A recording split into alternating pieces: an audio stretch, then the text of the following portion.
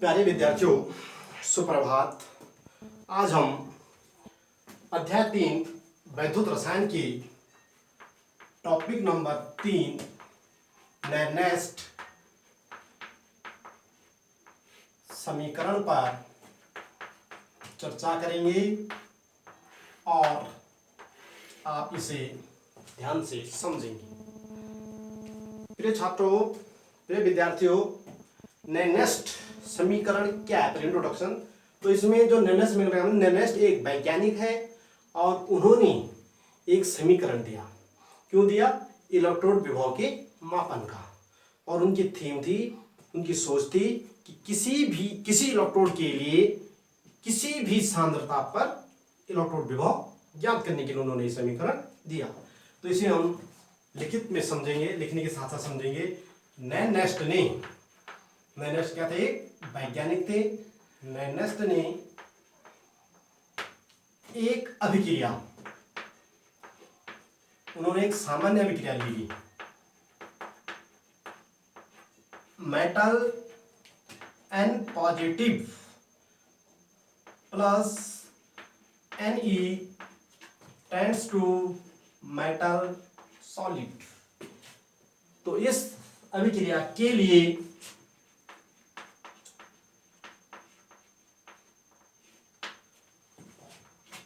किसी भी सांद्रता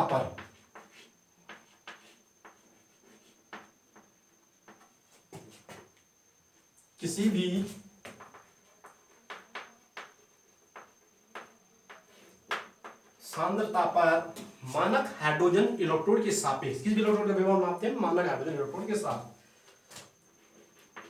पर मानक हाइड्रोजन इलेक्ट्रोड के सापेक्ष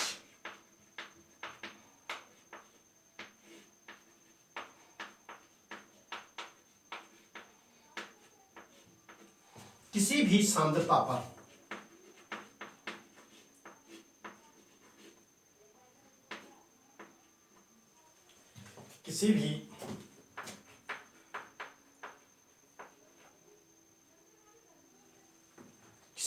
पर मानक हाइड्रोजन इलेक्ट्रोड के सापेक्ष इलेक्ट्रोड विभव, किसी भी सांद्रता पर मानक हाइड्रोजन इलेक्ट्रोड के सापेक्ष इलेक्ट्रोड विभव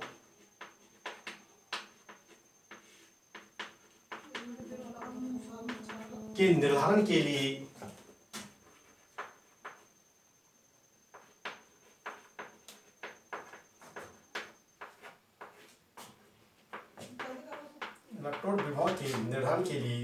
एक समीकरण दिया।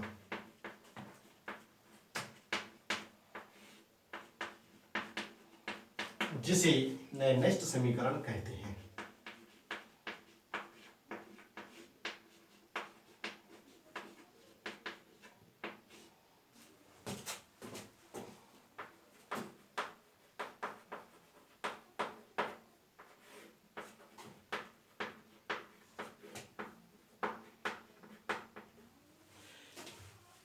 क्या है समीकरण? इसके अनुसार इसी रिएक्शन के लिए इलेक्ट्रोड विभव metal N positive upon M का बराबर E subscript metal N positive upon M minus RT upon NF इन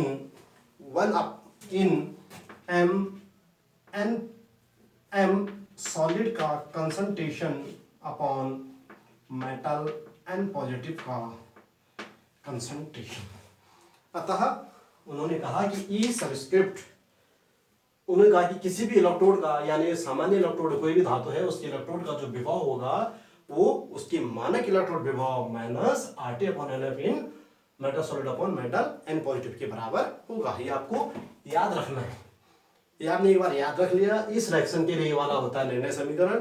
तो आप अभी देखेंगे इसका अनुप्रयोग कि हम एक सेल के लिए, उसके इलेक्ट्रोडों के लिए निर्णय समीकरण की व्युत्पत्ति कर पाएंगे। ये होता है क्योंकि M सॉलिड स्टेट की सांद्रता इकाई होती है। क्या होती है? इकाई होती है। इसलिए यहाँ पर मेटल सॉलिड आ रहा था तो 1 आ जाएगा, तो तब हो जाएगा E metal N positive upon M equal to E subscript M N positive upon M minus R T upon N F in 1 upon concentration of M N positive which is aqueous phase. तो इसे हमने ध्यान रखना है कि ये nest समीकरण है किसके लिए? एक सामान्य इलेक्ट्रोड अभिक्रिया इसके लिए। तो अब हम इन बातों को याद रख के एक डैनियल सेल के लिए नेस्ट समीकरण का अनुप्रयोग कर रहे हैं, उपयोग कर रहे हैं। तो ध्यान से देखिए, केवल आपको ये याद रखना है और किस तरह अनुप्रयोग करना है वो मेथड आपको बताई जा रही है। डैनियल सेल के लिए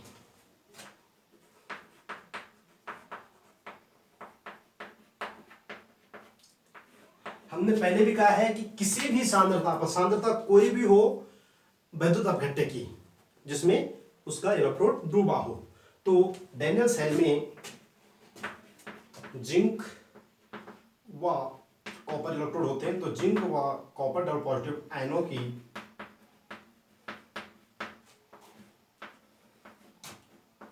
किसी भी सांद्रता के लिए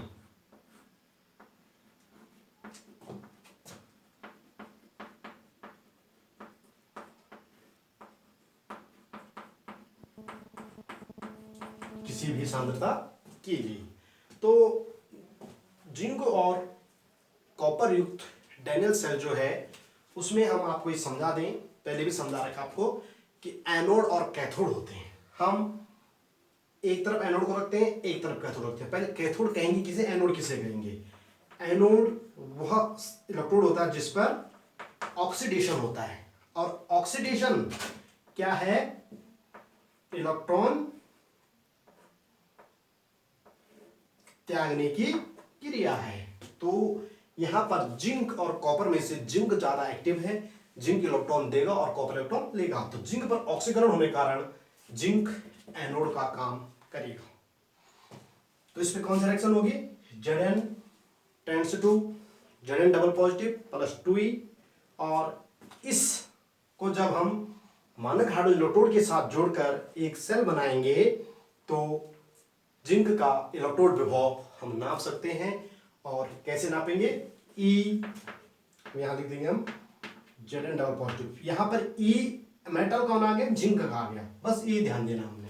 तो zinc double positive upon zinc solid equal to E subscript, ये है जिंक के लिए ही अपॉन Zn, यानी ये इलेक्ट्रोड विभव है और ये मानक इलेक्ट्रोड विभव है। जब इलेक्ट्रोड प्रक्रम में सभी सांद्रताएं और प्रक्रम जैसे इलेक्ट्रोड जिंक आयनों की सांद्रता इकाई हो तो तब से क्या कहेंगे हम? मानक इलेक्ट्रोड, उस समय के विभव को मानक इलेक्ट्रोड विभव कहेंगे। तो मानक इलेक्ट्रोड विभव this minus RT upon N की वैल्यू कितनी है? 2 इलेक्ट्रॉन दे रहा है, हर एक अलग अलग हो सकती है, मैं एन लिख दिया, एन की वैल्यू यहाँ पर 2 है। तो 2F in 1 upon zinc Zn double positive aqueous ion, Zn double positive aqueous ion की सांद्रता। इसी प्रकार कैथोड, अब कैथोड इसका विरोधी विपरीत रिडक्शन, इलेक्ट्रॉन लेगा जिसमें इलेक्ट्रॉन आते हैं बाहर से, ऑप्शन होता है, तो इसे ऑप्शन अभिक्रिया भी कहेंगे। E copper double positive upon copper, ये भी 2 इलेक्ट्रॉन ग्रहण करता है और 2 देगा, तो यहाँ पर E subscript copper double positive upon copper minus RT upon यहाँ भी 2 इलेक्ट्रॉन ग्रहण हो रहे, तो 2F in 1 upon copper double positive aqueous का कंसंट्रेशन।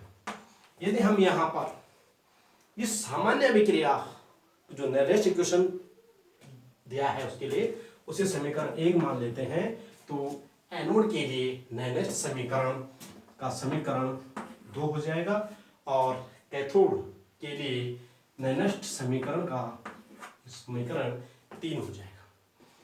तो ये था इलेक्ट्रोडों के लिए 2 उदाहरण हमने देखे, एनोड और कैथोड, यानी कॉपर इलेक्ट्रोड और जिंक इलेक्ट्रोड के लिए नैनस्ट समीकरण। अब हम बात करेंगे डैनियल सेल के लिए। ध्यान में देना, थोड़ा सा समझने की जरूरत है। Turning point, what is the principle of this phenomena. इस प्रकरण के, इस टॉपिक के सिद्धांत को समझना है कि इसमें हो क्या रहा है। बस जितना आपने समझ लिया तो ऑटोमेटिक आप ड्राइव कर लेंगे। फिर तो देखिएगा, डैनियल सेल के लिए सेल विभव क्या नापेंगे हम। पहले इलेक्ट्रॉन विभव नाप रहे थे, अब सेल विभव नापेंगे। सेल विभव के लिए हम देखेंगे ई सेल इक्वल टू, कभी भी जब हम सेल का विभव नापते हैं तो राइट साइड में एनोड को रखते हैं, कैथोड को रखते हैं, और लेफ्ट साइड में एनोड को रखते हैं सेल में। तो पहले तो ई सेल निकालने के लिए आप देखें ई आर माइनस ई एल। जब भी 2 इलेक्ट्रॉनों से सेल बनाया जाता है तो राइट साइड में कैथोड, लेफ्ट में एनोड को पुटअप करना पड़ता है, रख कर ही सेल उनको संयोजन करना पड़ता है, 2 इलेक्ट्रोडों को सेल बनाई जाती है। फिर यहाँ पर आर कौन है, कॉपर वाला है, equal to E C U double positive upon C U minus E Z N double positive upon Z. इसे हम समीकरण 4 अगर मान लेते हैं, ये आपको पहले से पता होनी चाहिए। कौन कौन से पता होनी चाहिए, पहले ये चीज आपको याद रखनी है। इसके लिए, इस सामान्य विक्रिया के लिए समीकरण, नैनस्ट का समीकरण इस रूप में आ जाएगा। फिर आपने इसका प्रयोग डैनियल सेल में कॉपर और जिंक के लिए करा अलग अलग, तो ये आपको ऑटोमेटिक आ जाएंगे, याद रखने की जरूरत नहीं है। फिर आपको ये रखना पड़ेगा सेल विभव कैसे ज्ञात किया जाता है।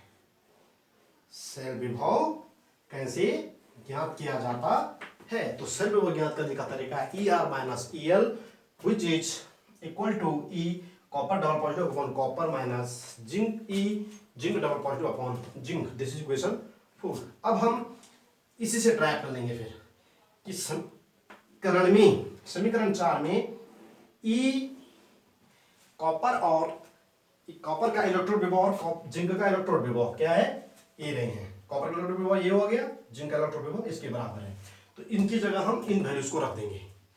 तो समीकरण 4 में ई कॉपर और ई जिंक की वैल्यू रखने पर हमें क्या प्राप्त हो जाएगा, तो सिंपली हो जाएगा ई सेल इक्वल टू, इसकी वैल्यू क्या आ जाएगी, ई सबस्क्रिप्ट, यहां से सीधे सीधे देखा, E subscript copper double positive upon copper minus R T upon 2f, स्पष्ट दिख रहा होगा आपको, in 1 upon copper double positive का कंसंट्रेशन माइनस इसकी value E subscript zinc double positive upon zinc minus R T upon also T F in 1 upon concentration of Z N double positive का concentration. ये वाला इसमें value होने पर ये रूप आ गया, इसे हम समीकरण 5 कह देते हैं।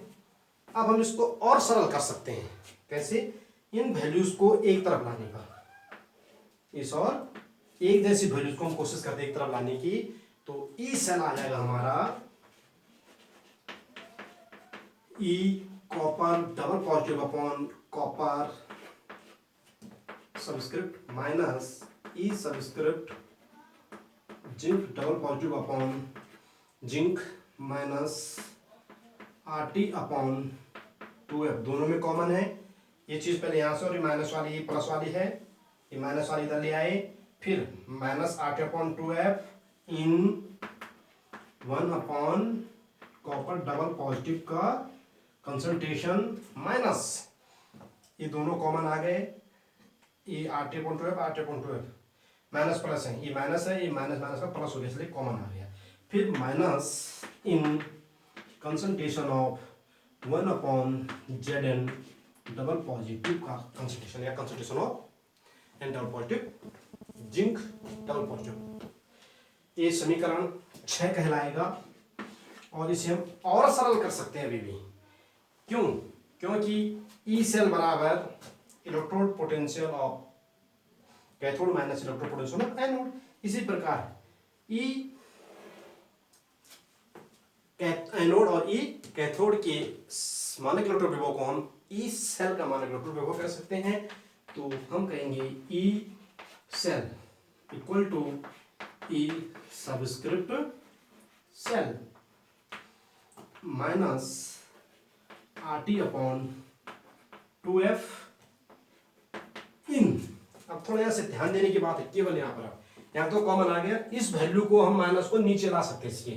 तो क्या हो जाएगा 1 upon concentration of copper double positive upon 1 upon zinc double positive का कंसंट्रेशन।